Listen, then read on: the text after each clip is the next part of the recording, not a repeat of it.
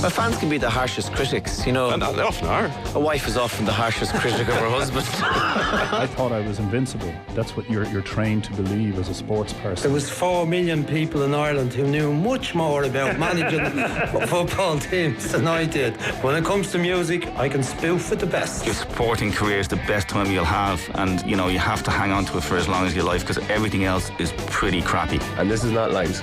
Stephen Rothschild has never spoken to Jim McGuinness in his life.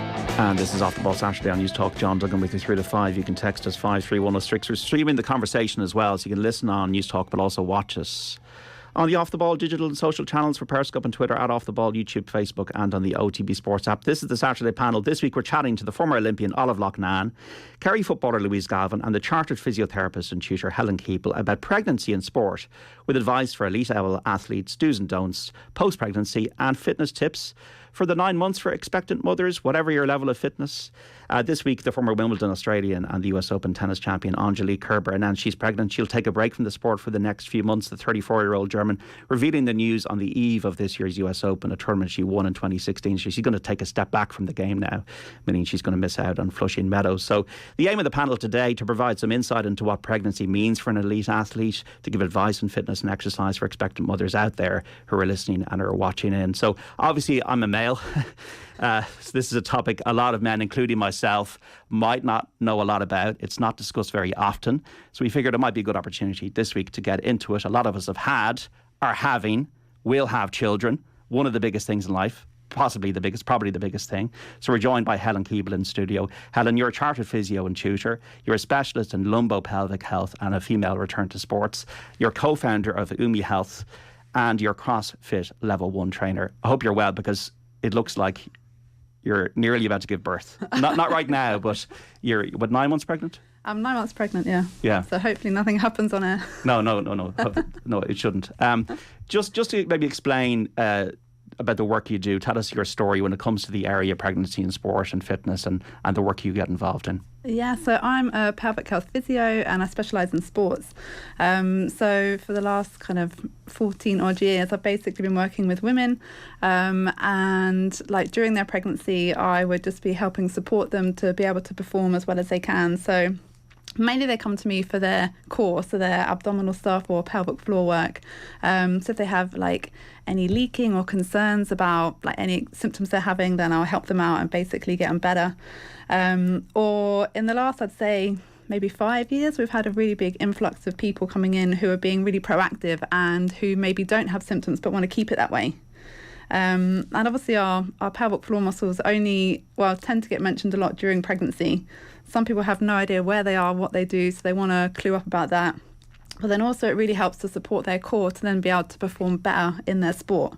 So it's win-win really, either symptom relief or prevention. So you're a CrossFit trainer. So how has and how will your pregnancy affect your fitness pattern? Because this is not your first child.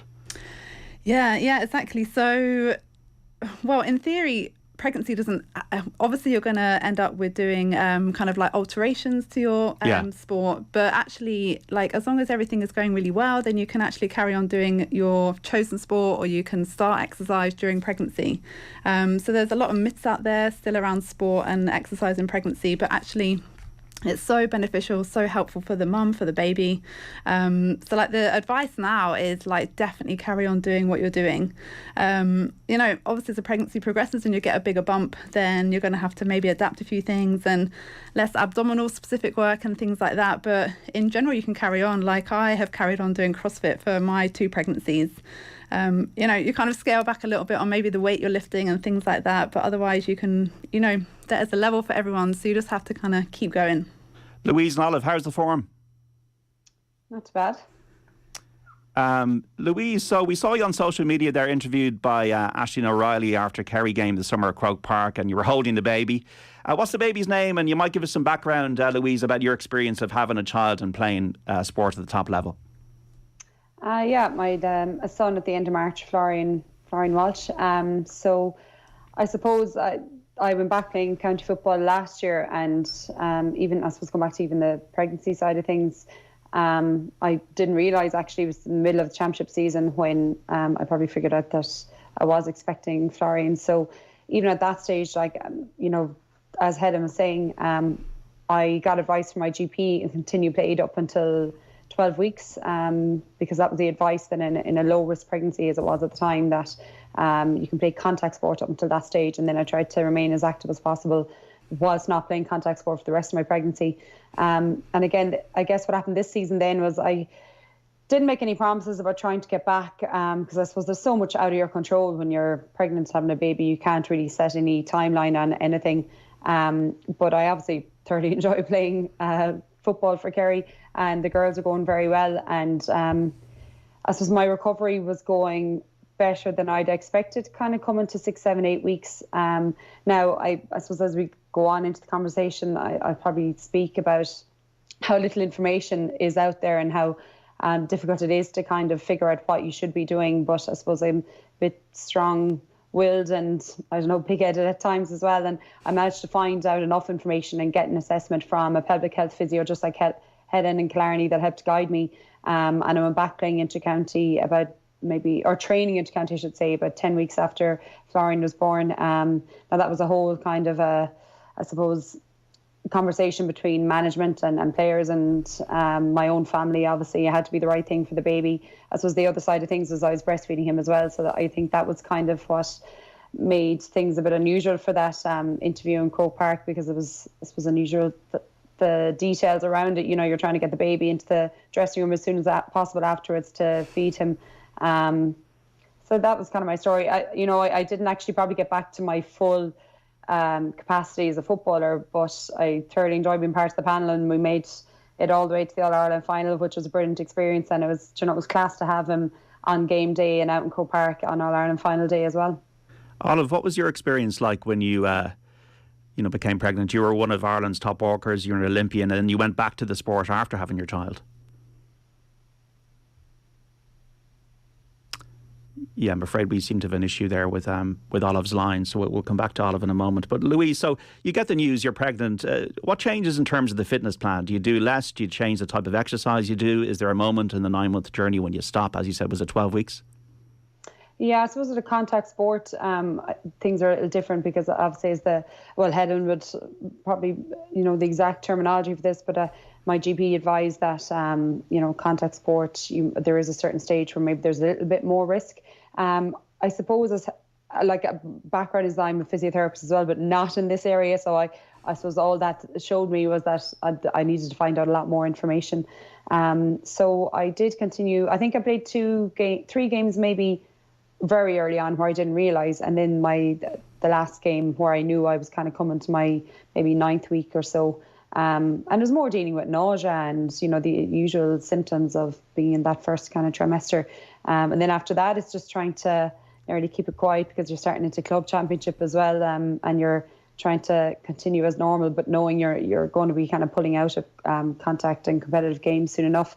But I'd be someone who'd be quite used to being fit and active always. So I tried to maintain with a bit of a gym at the back. I stayed running for maybe up to 16, 17 weeks. But then I suppose I've played a lot of sport all my life. I kind of took it as a chance to take a little bit of a break from the high level stuff. Helen's obviously completely right in that you want to train as much as possible because you have to be fit for the labour. You have to be fit to lift and carry a baby straight afterwards as well. But I think from my point of view, I kind of took it as a step back because you can be doing exercise and being fit, but you're still not at your optimum. So you're not going to be able to perform maybe as well as you could when you're not pregnant. So maybe I took it as a little bit of a break as well, and then came back gung-ho once I had the baby at the end of March. Just let some of the listeners know that Man United lead Southampton 1-0, Bruno Fernandes with the goal. So we have Olive there. Olive, so you had a child and you went back walking. So maybe go through the whole experience of pregnancy and sport from your perspective. Yeah, I can relate to a lot of the things that Helen and Louise spoke about. So, look, I knew I was pregnant from a very early stage, and it was very much about kind of finding the right balance between keeping fit, but also, protecting the baby and doing what was best for the baby. I mean, I personally found I couldn't run or race walk from kind of 12 weeks on, 13 weeks on. That was impacting on my lumbar spine. But I stayed really fit. And I guess I the challenges as a sports person and as someone who's competitive, you kind of like to do something. So I learned to swim while I was pregnant. So I was a bit of a latecomer to that, and that was wonderful because in the water you're so weightless. The other piece I did a lot of was I used a cross trainer, and that kept my cardiovascular fitness up. And I guess as an athlete, you kind of almost need exercise, and it just made me feel good. So then after I had Emer was born in Dublin, and I had a section with Emer.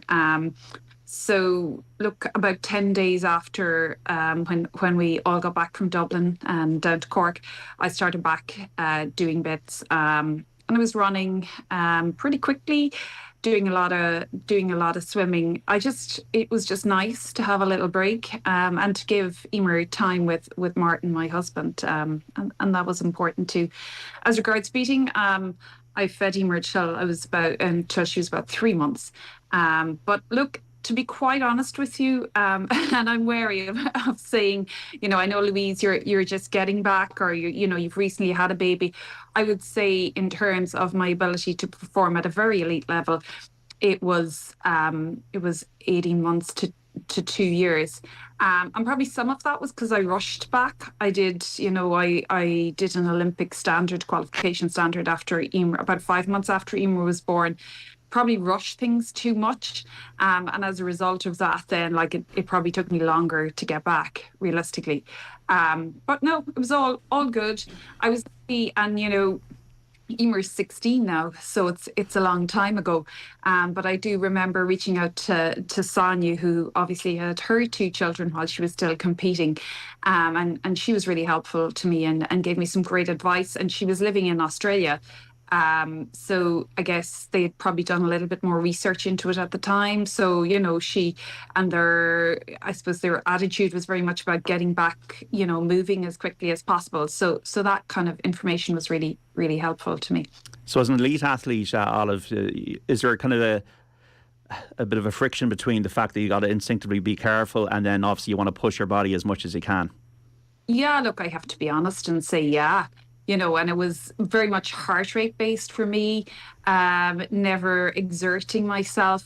Literally, I was on a cross trainer I was still using the cross trainer about an hour a day, and then walking as well, as in regular walking. But yeah, that friction is there. So it was about being kind to yourself, being good to yourself, and thinking of the best for everybody. And I was lucky to have, a great obstetrician who was really supportive, Susanna Sullivan in Cork, and she was really supportive of helping me to work through the bits and pieces. How did you manage the stress levels then, Louise, when you're still playing at the very start and you know that a child is on the way?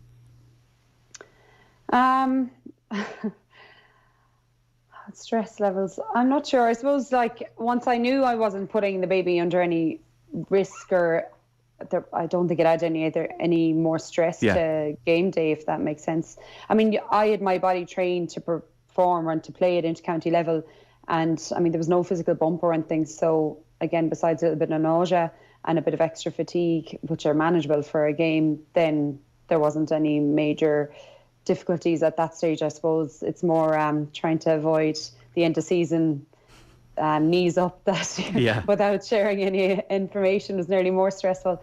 But good. I think I didn't find that part stressful or difficult. It was the post. That's where the real lack of information, the lack of knowledge is that I found anyway, and that the lack of guidelines. And I mean, I remember the public health nurse coming out to me and I said, when can I return to contact sport? And she looked at me as if I had 10 heads and said she'd never been asked that before.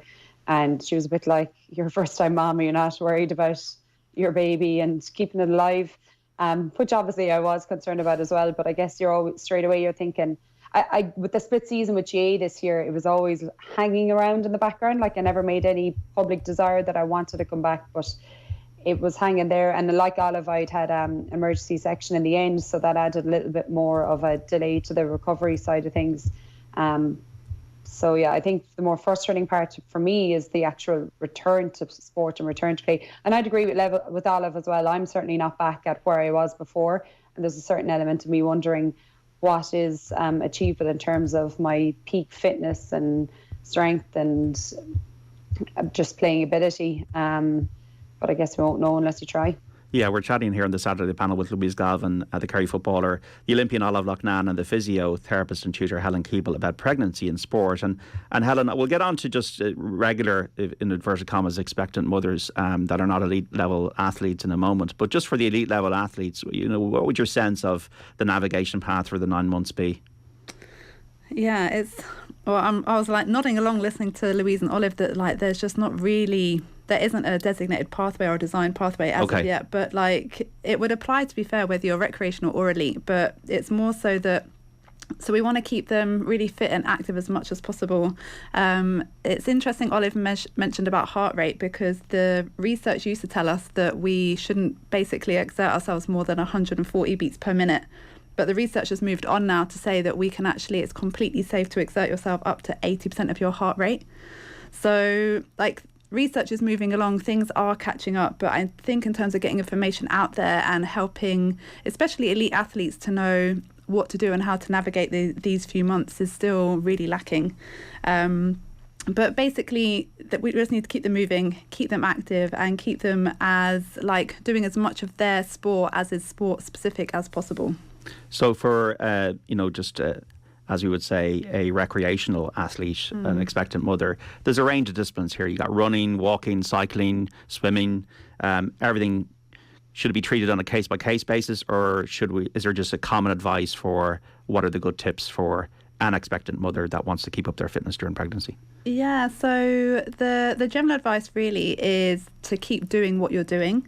And if you want to start something new in pregnancy, then that is actually okay. But we would tend to just say start gradually. And if you have any symptoms in terms of like, the obvious things in terms of like leaking or prolapse symptoms, things like that, as well as other pregnancy related problems, then obviously would say stop and see a physio or see your doctor, see your midwife. But generally it's keep doing what you're doing. The only ones that we'd say, okay, you kind of have to stop are the contact sports once you're in that second trimester, because then the baby isn't protected in the pelvis anymore and it starts to come up and out. So that's why we say stop contact sports. And the same goes for any scuba divers out there or anyone performing at high altitude. So they're the ones that we kind of say you can't because of physiological risk to the baby. But otherwise, you can keep running, you can keep swimming, you can keep doing yoga, walking, cycling, whatever you prefer, really, because we used to kind of tell everybody to take it easy, so to keep moving, but maybe choose things like yoga or Pilates that are typically a bit less effortful. But now, thankfully, we can do whatever we like within reason. What was your sense of the do's and don'ts, Olive, during your 9 months when you were, trying to keep fit during pregnancy? I'm glad I didn't know that you could keep going to 80% of heart rate, because I would have probably taken that literally. The do's and don'ts, it is a question of listening to your body. It is, remembering that you have a little person growing inside you and doing the best for them. But, like what's good for mom is good for the baby too. And as I say, certainly I needed that exercise for my own mental well-being as well, So, yeah, it was just very much listen to your body. I had a great physiotherapist at the time, who supported me. And I know certainly like the elite athletes now that are carded under the high performance carding scheme, they work with the service provider, the institute, the Sport Ireland Institute, to put together and to put in place a plan that works for them, that works for their with the support of their coaches, but works for them and their family, and just makes sure that everybody is okay. So I kind of wish I had that support when I was pregnant, but for me it was just kind of listening to my body, but recognizing the massive benefit that exercise could still deliver for me, and keep me healthy for everything that came afterwards. Yeah, Louise, it's not just about giving up the vices, say cigarettes and alcohol. It's also about maintaining a level of fitness, or even just maybe doing a bit of strength work. Is that something that you were able to continue throughout the 9 months for yourself? Yeah, absolutely. And I think, it's important. I know we're talking about elite athletes, but we're also talking about just recreational exercise, that if you don't exercise, like Helen said, from someone who's gone through it recently, I would say start exercising, because, gradually follow the advice. But you do need to be so fit and strong for the labour, for afterwards. I mean, you get this advice when you're leaving hospital not to lift anything, even your baby, and then all the equipment, the strollers, the everything that goes with them, you can't avoid lifting. So it's kind of counterproductive advice, to be honest. I think it's really important that even if a woman hasn't been fit and active and she finds out she's pregnant, that, as well as stopping the smoke and stopping the alcohol or looking at the foods that you're not able to eat, to look at their activity levels and to follow that guidelines that are out there to, maintain kind of a healthy weight. And as Olive mentioned as well, for your mental health. I mean, exactly, as an athlete all my life, I found it very hard not to be part of a team during my pregnancy. But I was just out walking all the time. Similarly, also took up swimming, although I didn't quite master it. I have to say, I'll have to go back to the lessons. But you just start trying to pick up other things to fill your time, because you're so used to being part of a team. And that strengthening side of things is important as well, because obviously the hormonal changes in your body that are happening, and to allow you to, I suppose, expand and to allow you to be able to carry the baby to term and then deliver it. It doesn't mean you kind of just let everything go weak and floppy. You can still maintain strength in other parts of your body to help support your skeletal system, and just make the pregnancy, the labour and the period afterwards easier. We're speaking to Louise Galvin, Olive Loughnane and Helen Keeble on the Saturday panel on having a child and playing elite sport, but also managing fitness levels for all expectant mothers. Do you have any questions for our guests on the panel? Love to hear from you on 53106 on the text number for a cost of 30 cents, or you can reach us on Twitter at Off The Ball. Just to let you know, folks out there, Man United lead Southampton by goal to nil in the Premier League at St Mary's into the second half. Bruno Fernandes with the goal. We're back after the news here on Off The Ball Saturday on News Talk. Listen live or listen back on the News Talk app, powered by Go Loud. Hi, I'm Ken Doherty, and when I need car insurance, I contact the specialists at insuremycars.ie. Their team always finds me the best policy at the lowest price and with all the benefits I need. If your car insurance is up for renewal, visit insuremycars.ie. City Financial Marketing Group Limited, trading as insuremycars.ie, is regulated by the Central Bank of Ireland. Is your Skoda a little older? Pre-loved, perhaps? What adventures, I wonder, did it have in the past? Another family, another life, bright city lights, or a quiet country existence seeing Ireland's best sights? We don't really need your car's story. With a Skoda service, you get a complete vehicle health check, genuine Skoda parts, and free roadside assistance for 12 months. Book your service today at skodaservice.ie. Save fuel, save hassle, get great deals and get great value delivery with next day delivery across Greater Dublin. Appliancesdelivered.ie. See it, buy it, get it tomorrow. Warm up to big savings with the Woodies Home Event, where we've got everything you need to spruce up your home for less. Like 50% off our home furniture range. Buy one, get one half price on Dulux standard coloured emulsion. And 4 for 3 on all laminate flooring and tiles. Offers for a limited time only, so start planning your next project today. Shop the way that suits you, in store, online or with click and collect. Woodies, we're all homemakers. T's and C's and exclusions apply. At Ulster Bank, we are closing. And as a bank that is closing, we've reduced some of our services. What this means for our customers is reduced counter services in branch, no foreign exchange or night save services, and less Ulster Bank ATMs.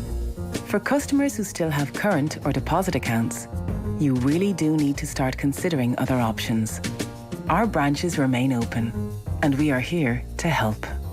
Switch your clothes at any Ulster Bank branch, or log on to ulsterbank.ie. Ulster Bank Ireland DAC is regulated by the Central Bank of Ireland. It's the mobile sale you've been searching for. Switch to Virgin Mobile now and get unlimited data, calls and texts for only €5 a month for 6 months. And join a network with 99.7% coverage across Ireland. Switch in-store or at virginmedia.ie. Virgin Media, bring on amazing. SIM-only contract €25 a month after offer. Cancel anytime on 30 days notice. Ends October 5th, 2022. For details, T's and C's and acceptable usage policy, see virginmobile.ie. This week at Super Value, we've got amazing offers to help you save, like Super Value Fresh Irish Sirloin Steak, better than half price. Kylie Minogue Sauvignon Blanc, save 33%. And don't forget, with Super Value's unbeatable own brand range, along with money off vouchers every week, Super Value makes saving money as easy as 1, 2, 3, go! Enjoy alcohol responsibly. Mr. Blue Sky, please tell us why. The Lotto jackpot is an estimated €4.5 million. Play responsibly, in-store, in-app or at lottery.ie. The National Lottery. It could be you. Looking for a great value break in Ireland this summer? GoBreaks.ie will find the best hotel deals for you from just €95 per night. Go Breaks. News Talk Breakfast. Should you be allowed to enter a debate and vote on legislation that might materially benefit you as a TD? There would be a legal problem for saying that TDs who are elected by the people can only vote on certain things and not others. I believe there would be a very serious legal and constitutional issue with that. I think people would understand that. News Talk Breakfast with Ciara Kelly and Shane Coleman. In association with AIR. Weekday mornings at 7 on News Talk. On 106 to 108 FM. On the News Talk app, powered by Go Loud and smart speakers. This is News Talk.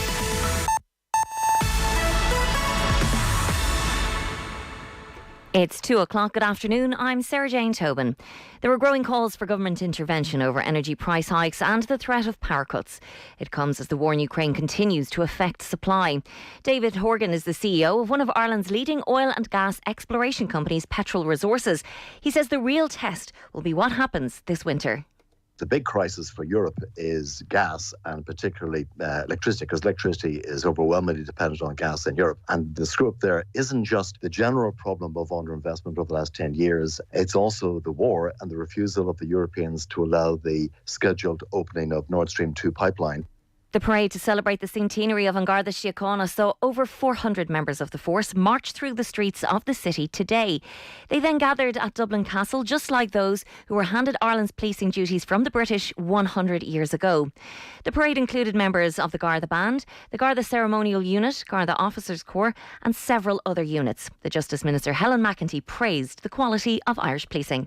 And the march into Dublin Castle today was really so wonderful to watch our serving members. It was a hugely symbolic statement, I think, of the ability of the newly formed Irish Free State to govern ourselves. 60 people are set to lose their jobs in Galway due to the closure of a long-serving milk plant. Arabon Dairies has sold the business for €8 million and as a result, its production plant in Kilconnell will shut down. Up to 140 staff will either be relocated or offered redundancy and 60 of those will lose their jobs. TD Dennis Naughton has described the announcement as a huge blow to staff and families as well as the entire community. And an online EuroMillions player has become the 27th National Lottery millionaire this year. The lucky players from Kildare bought their ticket via the National Lotteries app for the special Ireland-only draw that took place last night. Typically in every single EuroMillions draw, 10 players in Ireland win €5,000 on the Ireland-only raffle. But in last night's draw, an extra €1 million was added. The winning code was INDJ 62913. That's all for now. It's 2 minutes past 2. News Talk weather. Thanks to Ryanair. A birthday gift she'll love? Ryanair gift cards. The perfect gift for lovers. A mainly dry and bright day today with some good sunny spells across the country with top temperatures of 17 to 22 degrees. And now you're up to date on News Talk. The Saturday panel on Off the Ball.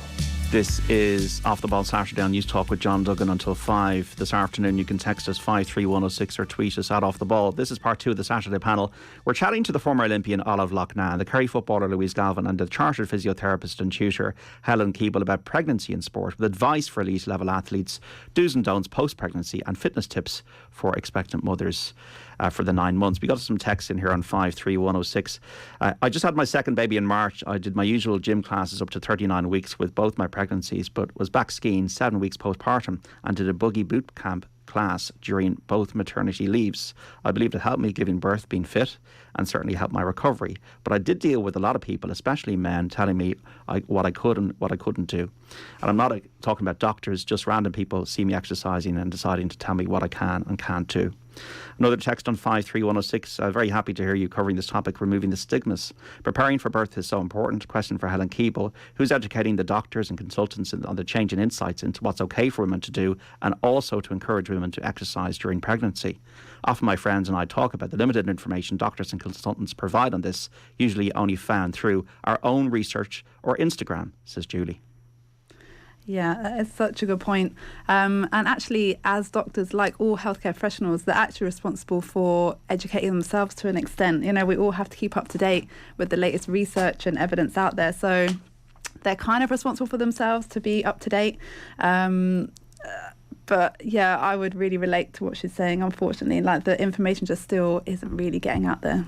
Olive, you were saying that 16 years ago you had your child. Has the information space completely changed now? Because it seems that from what I've heard for the last half hour, the more you seek out the information, the better you'll be able to tailor your journey over the 9 months. Yeah, I do really think it has. I would have experienced, a lot of what the listeners spoke about there.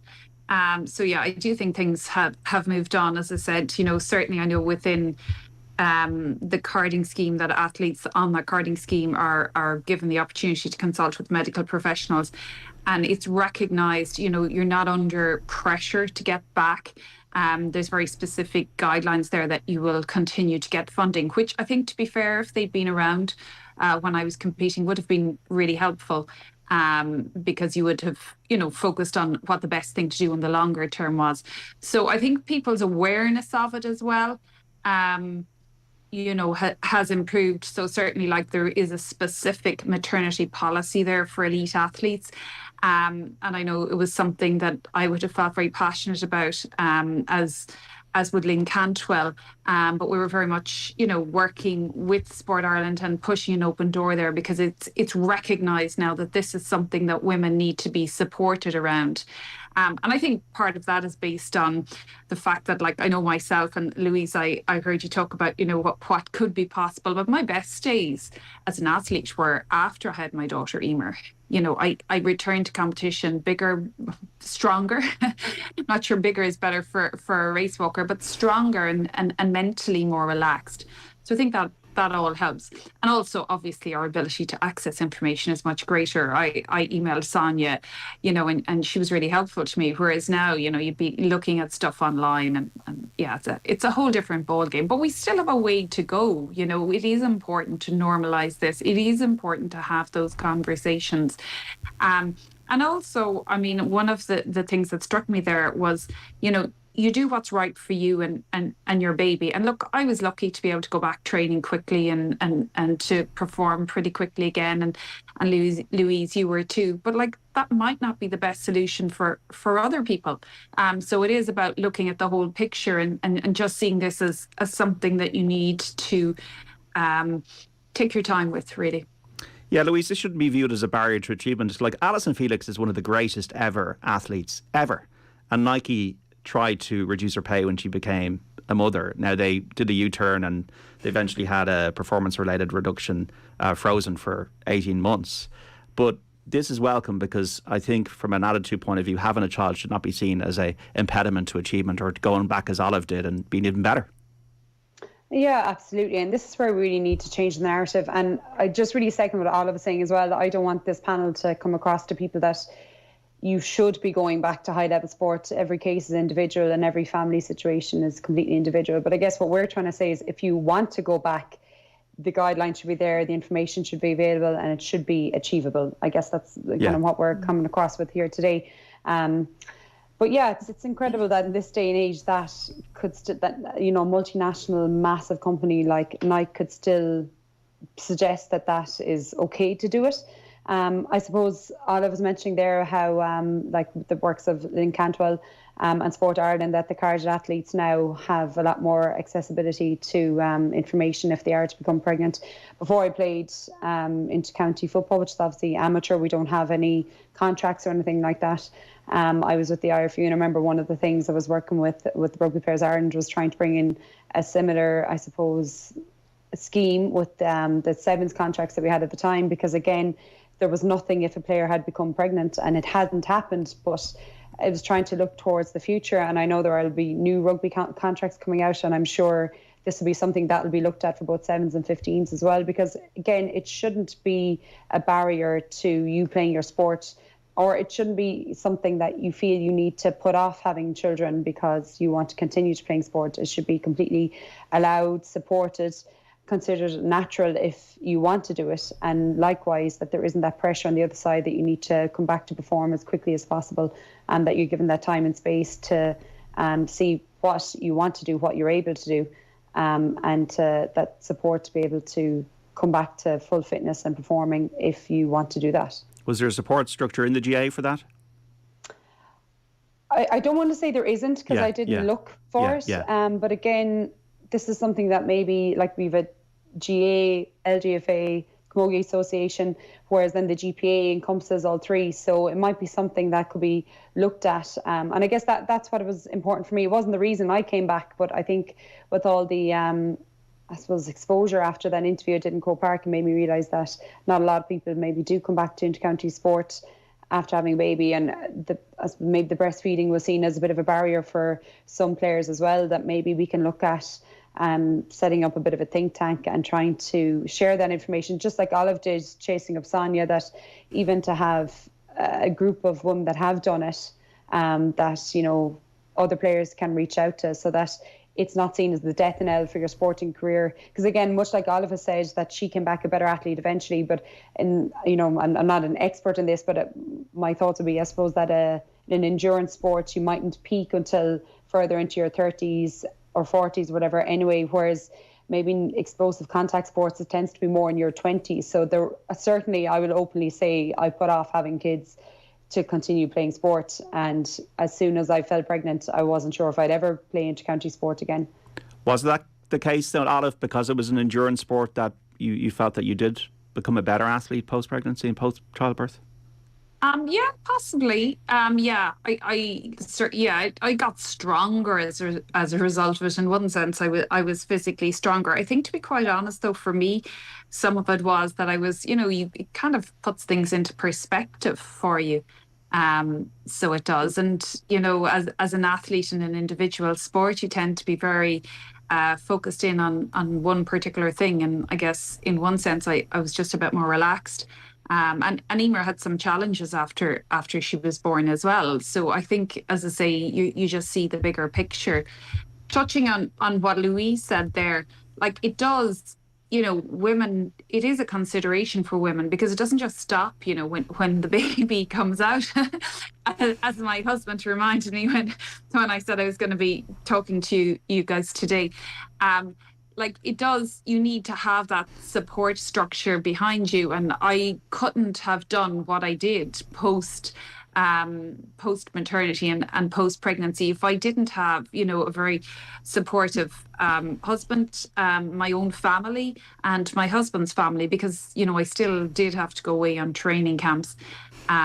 So yeah, it should be, obviously you're going to have to look at the big picture, but women shouldn't be, in an ideal world, you don't have to put off having children until you've finished your sporting career.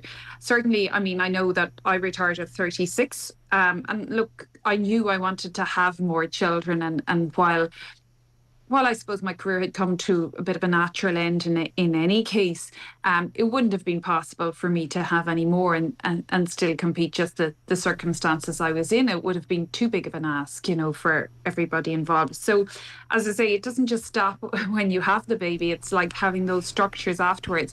And I saw Louise there, and I suppose maybe I'm just thinking in a team situation that might be a little bit easier, because, you'll have more people there and helping you out and stuff. But certainly I had to make a decision, when Emer was about a year old, that the best thing for me and for her when I was going in training camps was to ask my mum and my mother-in-law and my husband to cover that time when I was away, because that was what was best for us.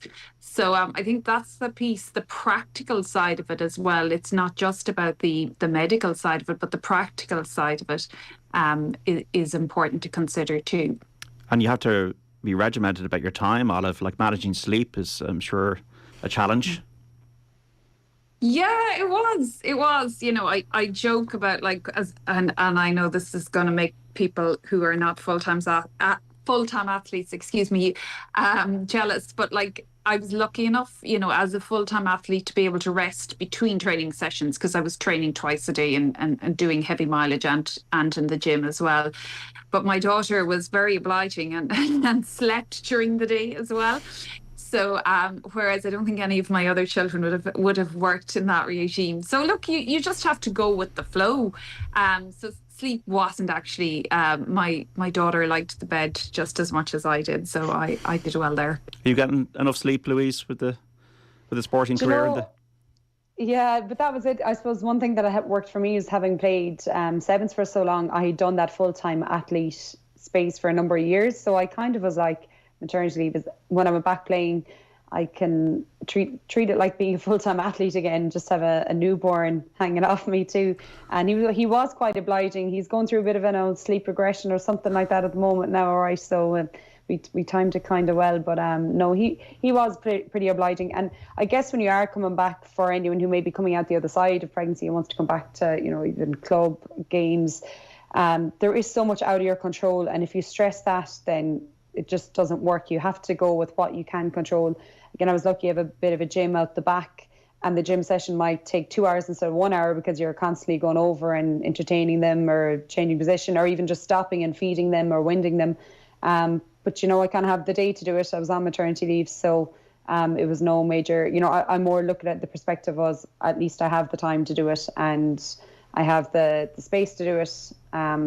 And as I say, he was pretty content with the whole thing because just like Olive said with her daughter, Emer, if it's not working with the baby, if it's not, you know, they're the priority no matter what after having them, then it's just not going to work. And again, the support system is huge. Like Olive mentioned there about me being in a team sport, I definitely felt that when I came back. And we did 2 male joint managers, Declan and Dara, and, you know, they were both young dads. And I think that helped because they kind of understood the demands of being kind of a mom to a newborn, and definitely my husband and my family and his family, everyone who helped out as well, and the girls in the team. Like I literally remember handing him over to shower after games, handing him over asleep and then taking him back again. So there is that support network. As I say, it takes a village.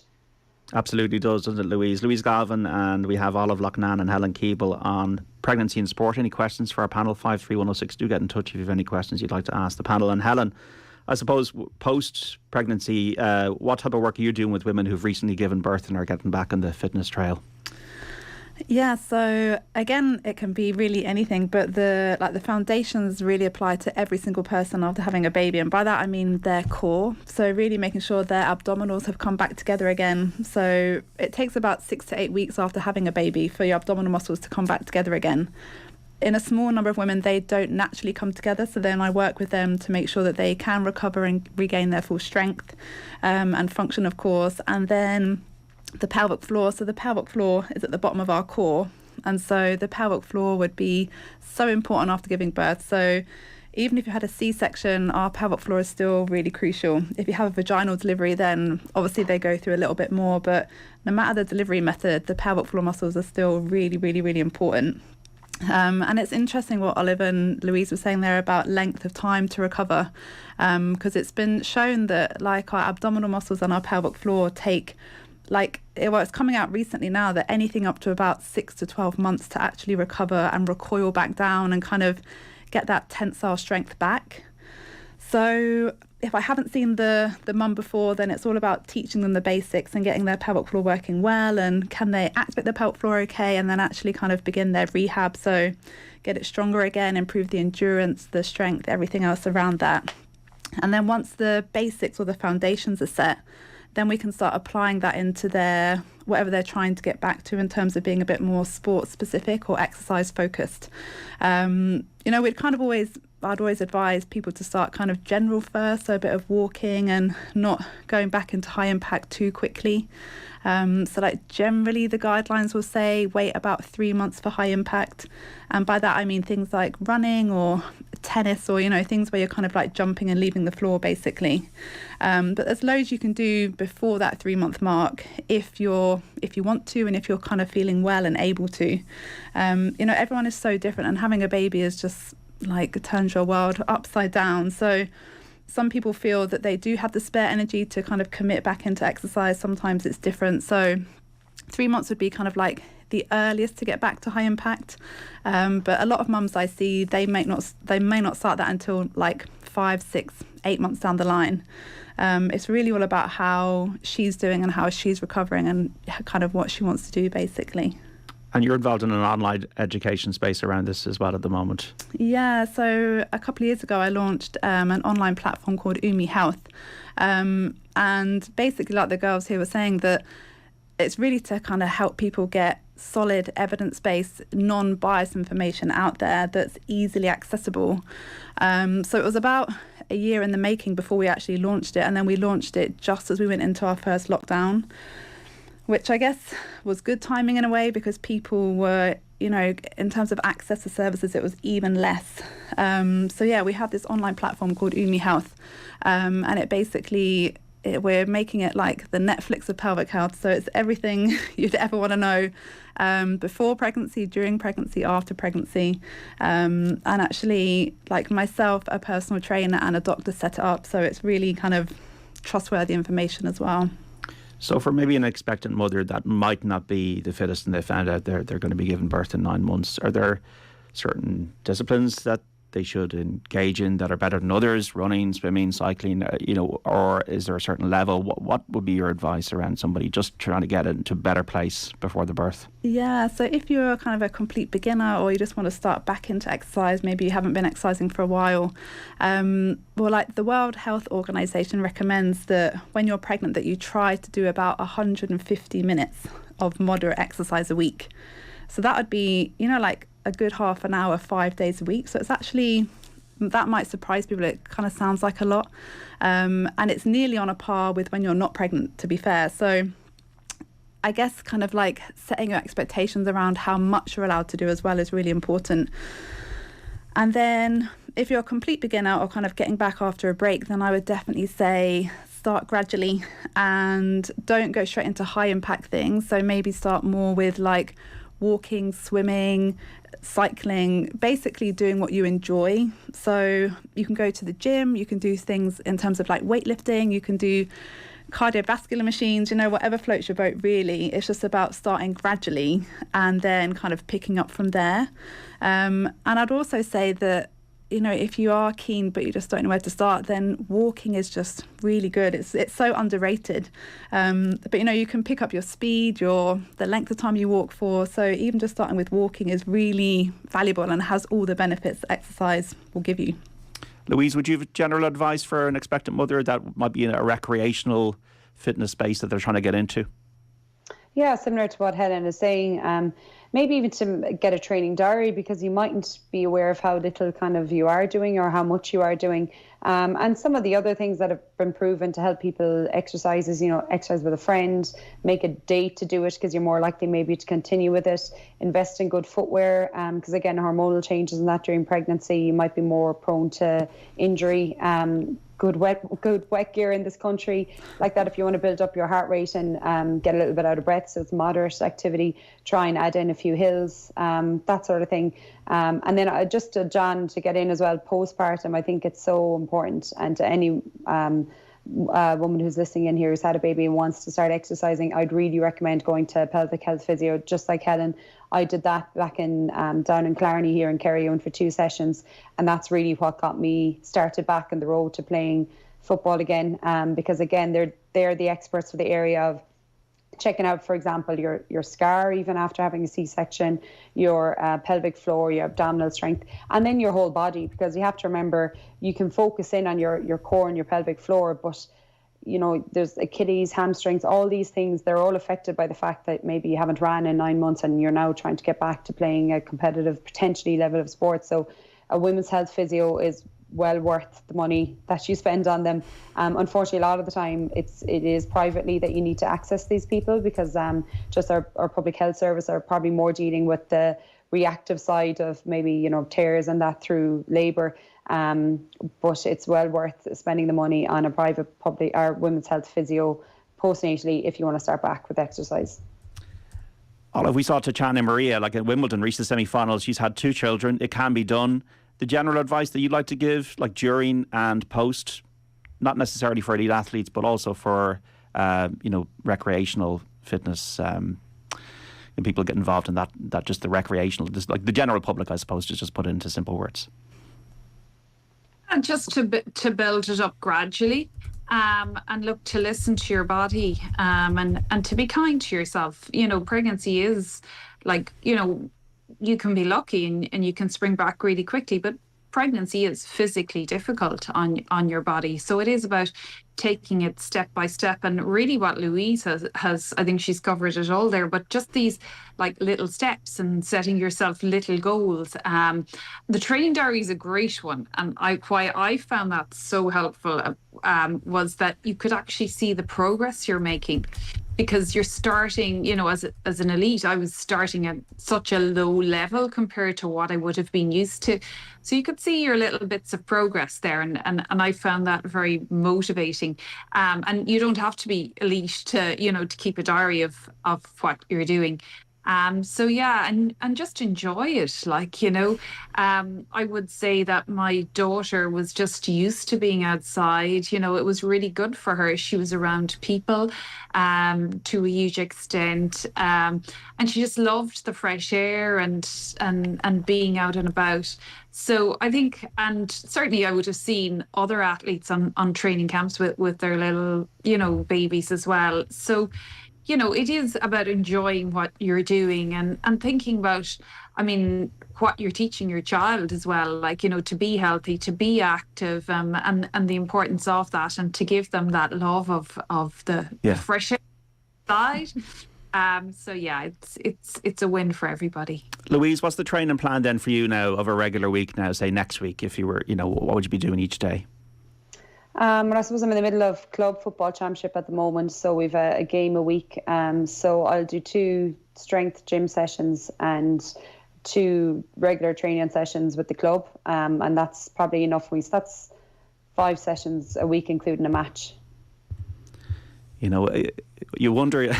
That's a lot. That's a big commitment. When you see the players going out to the AFLW and getting paid, I suppose you can understand why they are. Yeah, well, again, I suppose I love it. So to me, it's the gym sessions, the baby's at in the gym usually with me, if he's not in bed. And then the training sessions, I'm obviously, he's with dad or he's with my mom or my mother-in-law. And I find it just gives you back a sense of maybe freedom, back a sense of my identity as being maybe an athlete as well. And then I bounce out the door and I bounce back in because you're delighted to see him after a few hours again. So it's a win-win. It's not difficult at all, John. Love it. No, fair play. No, that's definitely the right attitude. Olive, what's your training regime now? I know you've retired, but what's the daily fitness regime for you now? Yeah, it's funny when you're an athlete, you can't understand how people struggle to fit in a bit of exercise, but I have to be really focused myself to fit it in. So a lot of the things that Louise mentioned there, like setting a time that you exercise every day. So what I try to do is to kind of run for 30 to 40 minutes, 5 days a week. And just to keep moving away, do something with the kids. After I retired, I had 2 more children.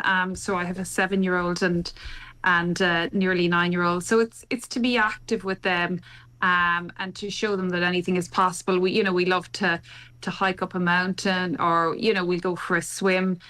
So I suppose I'm really exercising for pleasure, and that's a really good place to be. And Helen, obviously the best of luck with birth. Thanks. Be very, very soon. Just before we go, I suppose the joys of having a child for the first time, how it's changed your life for the better. Like, we're talking about fitness here, and that's obviously very important. But aside from the sleepless nights, like it's a life-changing experience. Yeah, definitely.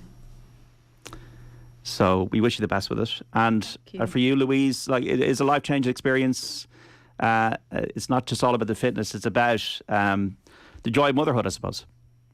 Oh, yeah, absolutely. And I guess that's, I actually found probably pregnancy tougher because, as I say, you're not training, you're not playing, but you don't have a baby to mind yet. It's growing inside you, which is obviously important.